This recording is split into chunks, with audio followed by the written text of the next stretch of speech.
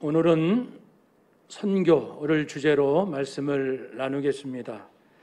하나님께서 우리에게 주신 많은 달란트가 있지만 지금 아름다운 찬양을 하나님께 드린 것처럼 우리를 어떻게 쓰실지는 몰라도 신실하신 하나님께서 우리 당산동 교회를 통하여 또 열심히 선교하게 하셨습니다.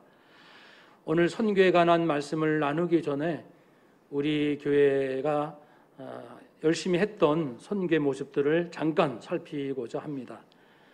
매년 4월이면은 바자회를 열어서 수익금을 마련합니다. 그래서 5월, 6월, 7월 열심히 단기 선교팀 준비하여 8월에 다녀오지요. 2년에 한 번씩 1월 달에는 인도 선교를 우리 팀들이 다녀옵니다. 또 2년에 한 번씩은 일본 오츠교회 성도들과 교류 방문을 하곤 했습니다. 지금은 이제 하지 않지만 한국에 와 있었던 중국 유학생 9명과 함께 믿음의 가족으로 살았고요. 또 서울에 있는 제한몽골학교 아동부 또 중학생들 25명 정도 매년 초청하여서 우리 성도님들의 가정에 1박하면서 함께 예배드리고 또 맛있는 음식 먹고 대화 나누고 게임도 하고 한국 문화 체험하러 잠시 나들이도 하고 이런 유익한 시간들을 보내왔습니다. 이러한 선교의 유형은 크게 세 가지였지요. 하나는 우리가 파송하는 또 우리가 해외로 나가는 선교입니다. 인도, 스리랑카가 그리했고요. 그리고 이제 카자흐스탄도 그랬고, 그 다음에는 우리 한국에 와 있는, 국내에 와 있는 학생들을 우리가 직접 만나서 교류하는 일이 있었고, 일본의 경우는 서로 상호 방문, 교환하여 오며 가는 세 가지 유형의 선교였습니다. 이렇게 하게 된 이유는 보통의 교회가 선교를 할 때 선교사를 파송하고 물질로 후원하고 기도하고 이따금 선교사님들이 와서 보고하고 우리가 함께 기뻐했습니다. 그렇지만은 우리 성도들의 삶 자체가 우리들의 마인드, 생각 자체가 선교를 그때만이 아니고 삶 속에서 전 인류를 품을 수 있으려면 우리 외국인들을 직접 만나는 것이 꼭 필요하다라는 취지에서 일본, 몽골, 또 중국 학생들, 사람들을 만나려 했던 것이지요. 우리 기독교인들은 하나님을 믿는 사람들이고 하나님은 전 인류를 자기 피조물이요, 자녀요, 함께 살아갈 대상으로 삼기 때문에 우리 성도들 역시도 하나님 따라서 온 인류를 가족으로 품는 것을 일찍부터 해왔습니다. 그것이 전도요, 선교라는 영역에서 특별히 이렇게 해왔고요. 그래서 이 선교 마인드 또 하나 이 전 인류를 내 가족같이 여기는 글로벌 마인드 두 가지 마인드를 훈련할 필요가 있어서 매년 6월 달이면 선교와 세계정신 아카데미를 열었던 것입니다. 사랑하는 여러분, 코로나 상황으로 2년간 우리는 이렇다 할 선교 활동은 못했지만 오늘 말씀을 통해서 다시 한번 선교를 대하는 우리들의 마음을 새롭게 할 수 있기를 기대해 봅니다. 하나님께서 우리 죄인들 인생들을 구원하시고자 하신 이 계획은 언제부터 세워졌을까요? 성경은 영세전부터 창세전부터 만세전부터 하나님께서 세우셨다고 말씀합니다. 디모데후서 1장 9절의 말씀에 하나님이 우리를 구원하사 거룩하신 소명으로 우리를 부르셨는데 그것은 우리 행위 보고 하신 것이 아닙니다. 오직 하나님의 뜻과 영원 전부터 그리스도 예수 안에서 우리에게 주신 은혜대로 영원 전부터 예수 안에서 계획하신 대로 우리를 부르셔서 복음을 전파하게 하셨습니다. 디도서 1장 1절에서 3절도 바울은 자신이 사도가 된 것은 하나님께서 택하신 자들로 하여금 믿음을 갖도록 진리를 깨닫도록 돕는 거라고 했습니다. 그리고 이 하나님의 진리는 사람들로 하여금 영원한 생명을 갖게 하는 건데, 이 영원한 생명은 하나님께서 영원 전부터 약속하신 것이다 말씀했습니다.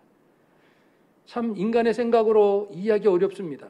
아직 사람이 지어지지도 않았어요. 만물이 만들어지지도 않았는데 하나님은 아무것도 없는 그 상황에서 벌써 모든 걸 보고 계시고 계획 세우셨습니다. 장차 인간을 창조하고 인간이 타락하고 다시 그들을 구원할 것까지 모든 것을 알고 계셨던 것이죠. 이러한 놀라운 구원의 계획은 우리 인간에게는 조금씩 점진적으로 이제 알려지게 되었습니다. 점진적인 계시이죠. 본래는 감추어진 비밀이었습니다. 아니 우리가 하나님이 눈에 보이지도 않고 이 지구를 어떻게 만드셨는지 말씀으로 만물을 창조하신 그것은 생각하면 생각할수록 정말 신비하고 그리고 우리의 생각을 뛰어넘는 이러한 부분이기 때문에 만세전부터 우리를 구원하신다는 것은 사람의 힘으로는 알 수 없는, 그래서 비밀이요 감추어졌던 것이라 말씀했습니다. 그런데 이제는 예수님을 통해서 완전히 드러났다라고 말씀하죠. 히브리서 1장 1, 2절 말씀에 옛적의 선지자, 구약의 선지자들을 통하여 여러 부분 여러 모양으로 이스라엘 백성들에게 말씀해 주셨어요. 죄인들을 구원하실 거라고요. 그리고 이 모든 것은 마지막 날 예수 그리스도를 통해서 이룰 것이다. 마지막 날이란 예수님의 초림 처음 오실 때부터가 역사의 마지막입니다. 그리고 지금은 마지막 중에서 마지막, 말세 지말 이렇게 표현을 하죠. 예수님을 통하여 죄인들을 영원히 구원하기 원하셨다는 것을 알게 되었고, 이것을 우리가 진짜 믿게 된 것은 성령에 의해서입니다. 고린도전서 2장 8절과 10절 말씀을 보면요, 인간을 구원하는 이 놀라운 지혜는 사실 이 세상 권력자, 통치자, 사람의 지혜로는 알 수 없는 거라고 했습니다. 만일 사람의 지혜로 하나님이 만세전부터 세우시고 예수 그리스도를 통해서 죄인들이 구원받을 이것을 인간의 지식과 지혜로 알 수 있었다면 권력자들이 예수를 십자가에 못 박히도록 하지 않았을 거라고 말합니다. 그러니까 모르니까, 알 수 없으니까 그렇게 했다. 그러면 어떻게 우리가 무슨 재주로 하나님의 계획과 예수님을 통하여 이루어지는 이 놀라운 일들을 알 수 있단 말입니까? 그것은 바로 성령님을 통해서입니다. 그래서 고린도전서 2장 10절 말씀에 오직 하나님이 성령으로 이것을 우리에게 보이셨으니 성령은 모든 것 곧 하나님의 깊은 것까지라도 통달하시느니라. 하나님의 그 깊고 오묘한 모든 지혜와 계시와 그 정신을 성령님은 완전히 아시기 때문에 성령으로 말미암아 우리가 이 비밀을 드디어 알 수 있게 되었습니다. 골로새서 1장 26절 27절에서는 이 비밀의 영광, 예수로 말미암아 얻는 이 구원의 영광이 이방인에게 얼마나 풍성한지를 알게 하셨다고 했습니다. 그러면 이 구원, 영원한 생명을 얻는 이 구원의 핵심은 두 가지입니다. 하나는 예수를 믿음으로 구원받습니다. 또 하나는 누구나 구원을 받습니다. 이 두 가지는 그 당시 유대교인으로서는 둘 다 충격적인 사실입니다. 믿을 수 없고 받아들일 수 없고 인정할 수 없는 두 가지입니다. 예수님으로 구원을 받는다. 모세 율법이 아닙니다. 행위로도 아닙니다. 예수 그리스도. 요한복음 14장 6절에서 예수님 말씀하셨지요. 내가 곧 길이요 진리요 생명이니 나로 말미암지 않고는, 내가 한 일을 거쳐가진 않고는, 나를 믿지 않고서는 아버지께로 올 자가 없다. 단호하게 말씀하십니다. 불교에도 유교에도 도교에도 이슬람에도 어떤 자연과학에도 하나님께로 갈 길은 전혀 없다. 오직 나 예수 그리스도 길이요 진리요 생명인 나 외에는 아버지 하나님께로 갈 길이 없다 말씀하셨습니다. 사도행전 4장 12절 말씀에는 다른 이로서는 구원을 받을 수 없나니 천하 사람 중에 구원을 받을 만한 다른 이름을 우리에게 주신 일이 없다라고 말씀했습니다. 예수님만이 우리 죄 문제를 해결하시고 예수님만이 죽음의 문제를 해결하십니다. 예수님께서 십자가에 저주받아 죽으심으로 내 죄값이 전가되었고 예수님이 다시 부활하심으로 죄값인 죽음의 권세가 우리를 떠났습니다. 그래서 우리는 죄 문제 해결됐고 다시는 죽지 않는 영원한 생명을 얻게 된 것이죠. 그래서 오직 그리스도의 그 피값, 깨끗하시고 죄가 없으신 그분이 대신 우리를 위하여 피 흘려 죽으신 것, 깨끗하신 분인데 날 위해서 죽으셨다는 이 두 가지 조건으로 예수 그리스도가 아니고서는 어느 누구도 우리에게 죄 문제, 죽음의 문제를 해결할 자가 없다는 것이죠. 예수 믿고 구원 받으세요. 또 한 가지 구원의 진리의 핵심은 누구나 구원받을 수 있습니다. 유대교인들만은 아닙니다. 그래서 갈라디아서 1장 15절 16절 말씀에 바울은 이렇게 고백합니다. 내 어머니 태로부터 내가 아직 출산도 안 했는데 태어나지도 않았는데 이미 복중에 있을 때부터 하나님께서 나를 택정하셨습니다. 다른 쪽에서 말씀은 영원전부터 나를 하나님이 택하셨습니다. 은혜로 나를 부르셨습니다. 그리고 그의 아들 예수 그리스도를 이방, 열방, 전 세계 온 인류에게 전하도록 나를 부르셨습니다. 그리고 영원하신 하나님의 명령을 따라 나는 모든 사람에게 이 복음을 전하기 위하여 섰습니다. 오늘 본문에도 나옵니다. 그러니까 구원하면은 오직 예수 믿고 구원이요 누구나 구원받습니다. 이것을 전하는 것이 바울이었고 오늘 교회요 우리입니다. 이 구원의 복음은 두 가지 특성이 있습니다. 하나는요, 이 놀라운 구원의 소식은 우연한 기회에 또는 짧은 급조된 이것이 아니고 하나님부터 만세전부터 계속해서 만세전부터 아브라함 구약의 예언자 예수님까지 오셨죠. 성령님 초대교회 우리 한국 당산동교회 주님 재림하실 때까지 영원토록 계속되는 역사성이라고 말할 수 있습니다. 그러므로 이 복음 하면은 영원전부터 하나님께서 지금까지도 한결같이 지금 역사하고 계시는구나 라는 것을 깨닫고요. 또 한 가지 복음 하면 또 하나의 특성은 통일성이 있다는 겁니다. 창세전이나 구약이나 신약이나 예수님 성령님 때 오늘 우리 교회 때나 모든 사람들이 한결같이 생각은 무엇이냐면 메시아는 예수 그리스도, 구약에도 메시아 예수 그리스도, 신약에도 메시아 예수 그리스도, 오늘 우리도 메시아는 구세주는 오직 예수 그리스도, 메시아 그리스도 예수 그리스도가 일관되게 증거되고 있습니다.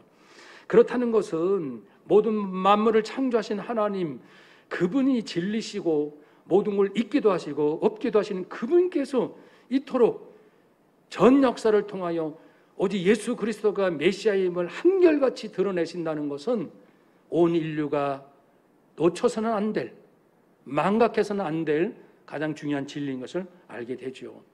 그렇다는 건 우리 성도들도요, 내가 꼭 선교사로 나가는 건 아니지만 가정이나 직장이나 어디에서 선교적 삶을 살지 않습니까? 선교적 삶을 사는 성도는 우리 마음속에 그 놀라운 특성이 쫙 흐르는 거예요. 내 삶은 영원한 삶이에요.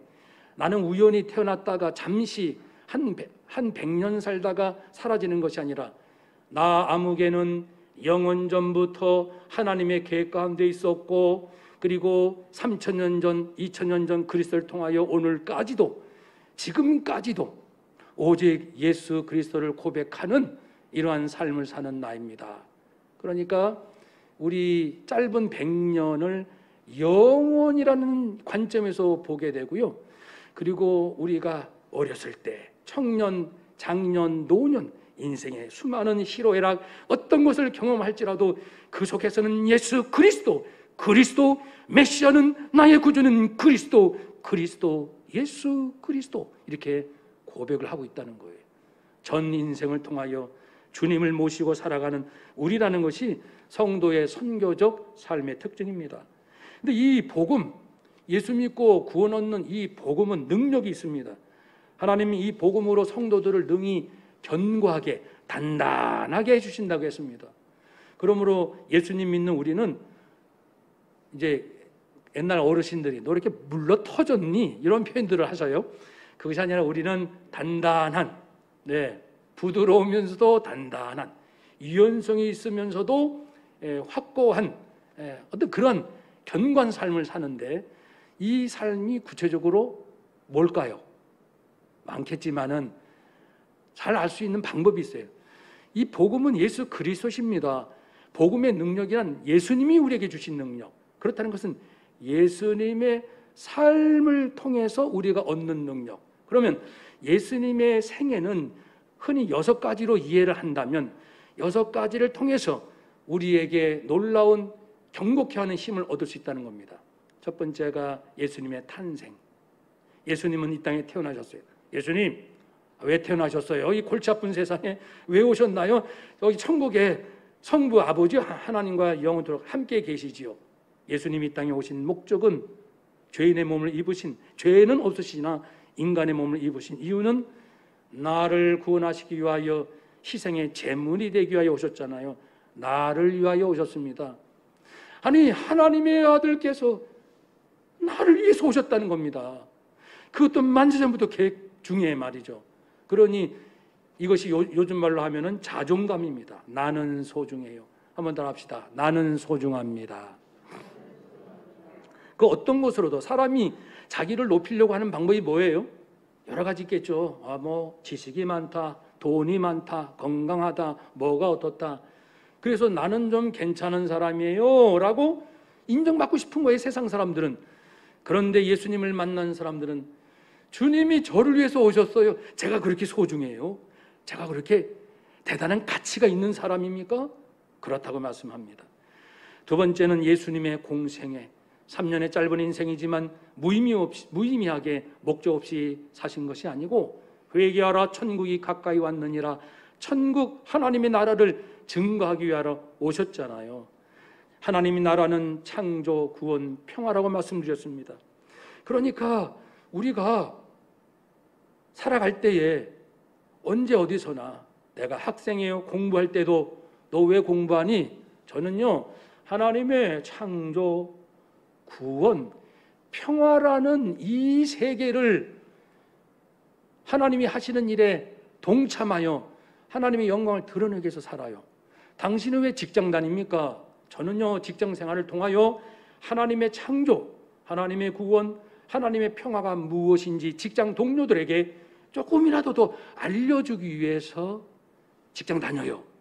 왜 결혼하십니까? 왜 자녀를 낳기 원하십니까? 모든 답은 동일합니다.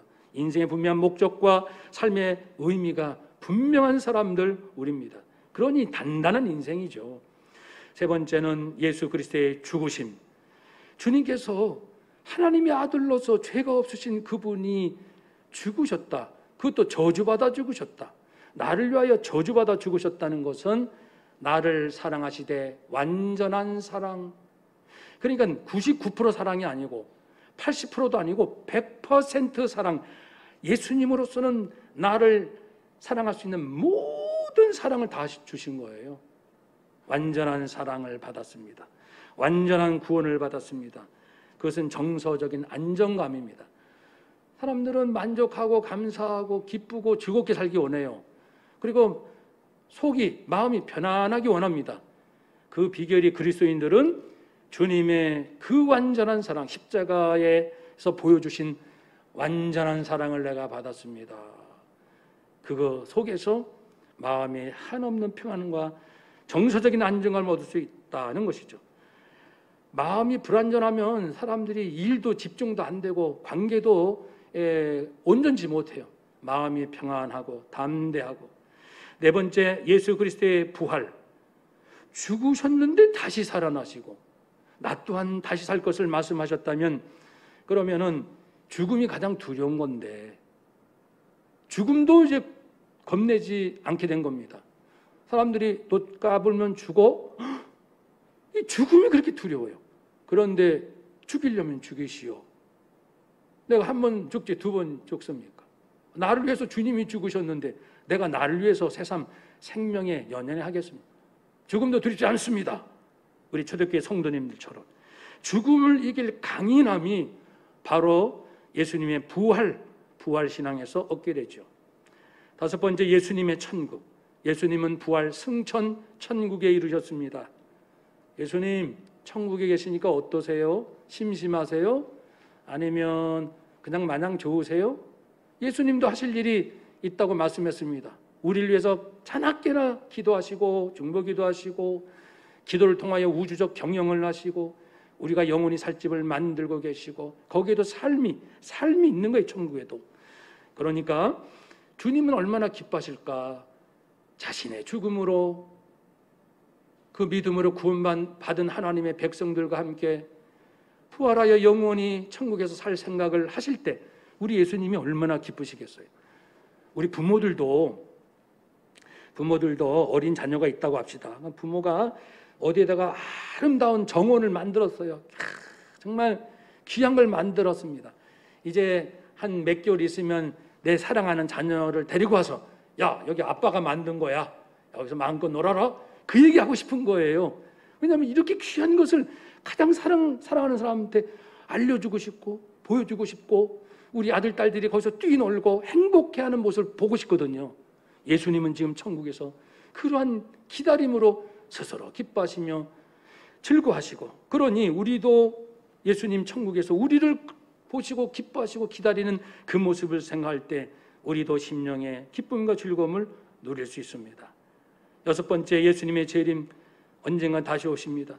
그래요, 우리가 자존감이 높고 삶의 목적과 의미가 분명하고 정서적으로 안정되고 죽음도 두렵지 않는 강인함이 있고 그리고 세상이 줄 수 없는 기쁨과 천국의 즐거움으로 산다 할지라도 여전히 우리 안에는 죄의 유혹이 있습니다.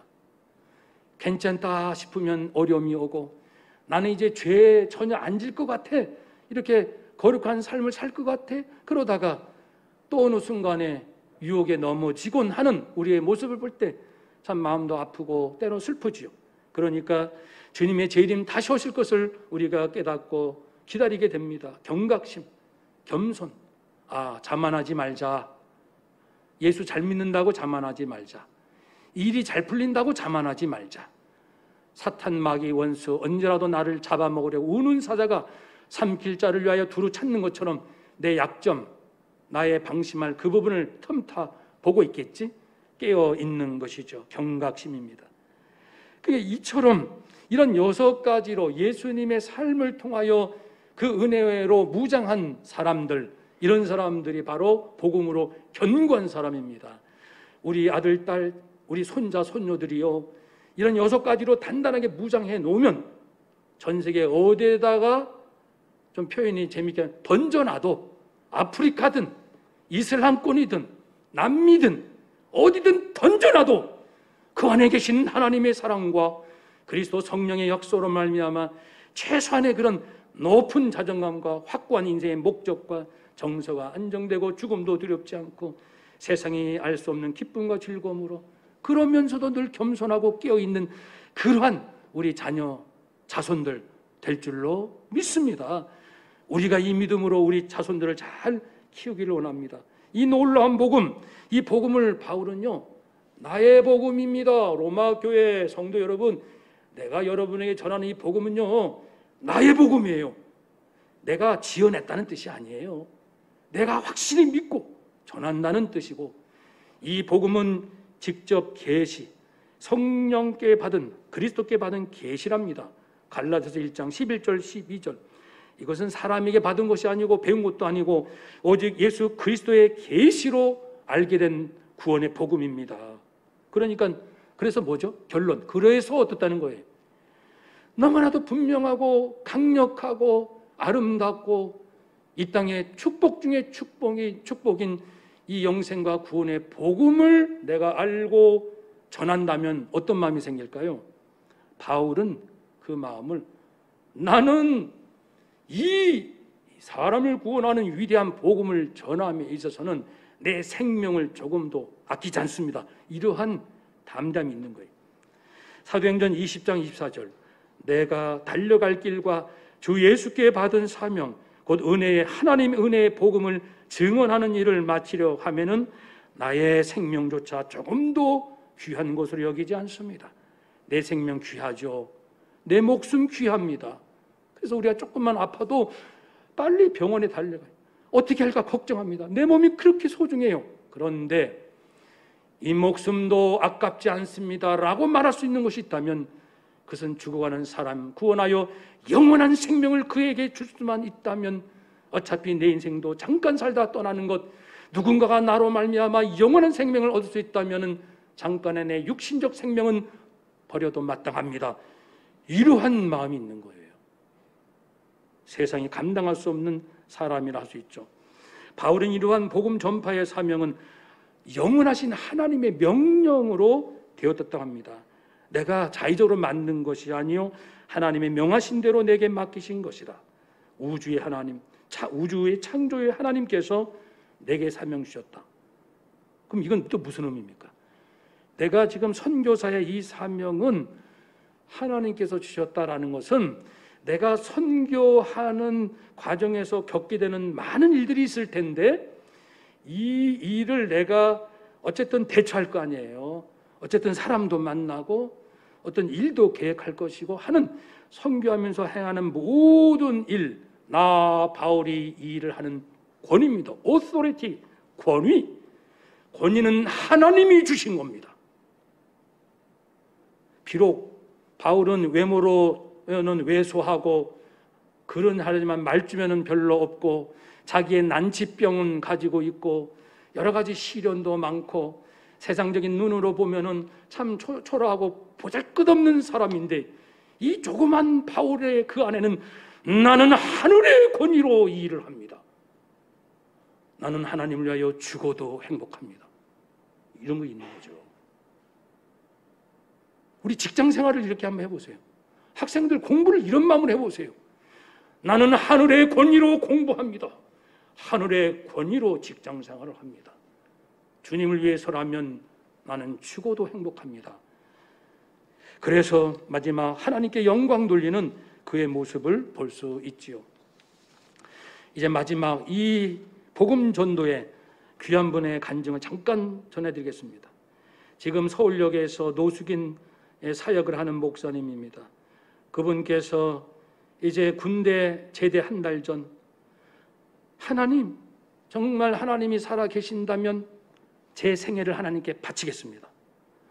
그러다가 낮은 대로 임하소서 안요한 목사님의 책을 읽고 믿음이 조금씩 생겨나기 시작합니다. 제대한 후에 한 달쯤 되어 친구를 만나는데 친구가 야, 사람이 왜 죽는지 알아? 왜? 죄 때문에 죽는 거야. 내 안에도 죄가 있고 네 안에도 죄가 있다. 그래서 우리는 죽음을 피할 수 없단다. 근데 이 죄 문제를 해결하신 분이 계시다. 그분이 예수 그리스도이시다.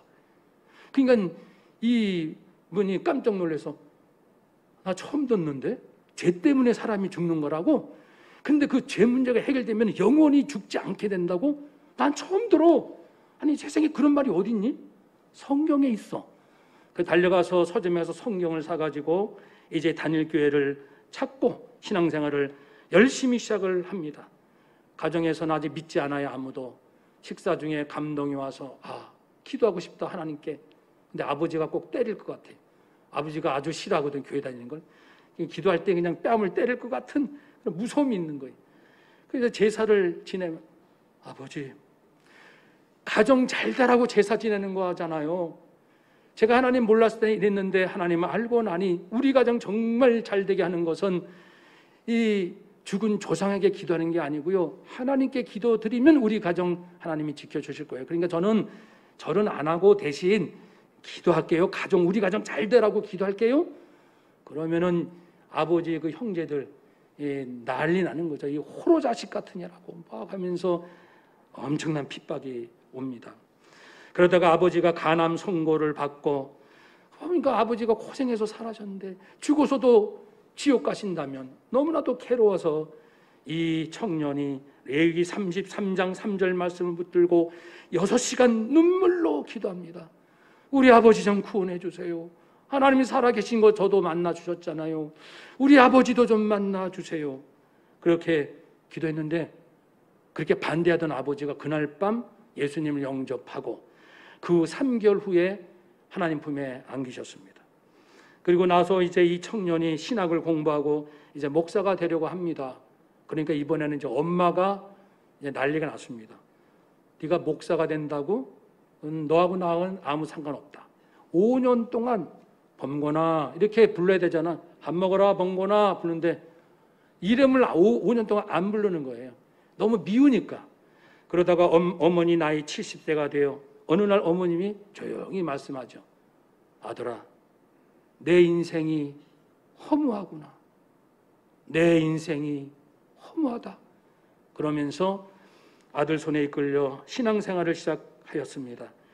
이 목사님의 가장 큰 행복, 가장 큰 만족, 가장 큰 기쁨은 내 아버지, 내 어머니가 예수 믿고 영원한 생명을 얻으신 것, 이것이 나에게는 가장 큰 행복입니다. 그래서 우리가 구원이 절대 만족이라 진짜 그 안에서 만족한 거예요. 내가 예수 믿고 구원받은 것으로 됐지. 그 무엇이 부족하여 왜 나의 진정한 기쁨과 평안을 빼앗깁니까? 구원이 절대 만족입니다. 구원으로 절대 감사할 수 있습니다. 당당하게 외치는 목사님입니다. 사랑하는 여러분, 다시 우리도 전도 선교에 열심을 회복하셔서 아직 가족 친척 중에 믿지 않는 분이 계신다 할지라도 낙심하지 말고 끝까지 인내하며 기도하시면 하나님께서 언젠가 우리 가족 친척들 다 인도하시고 영원한 생명을 선물로 줄 줄로 믿습니다.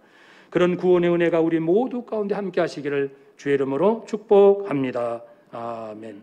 기도하겠습니다.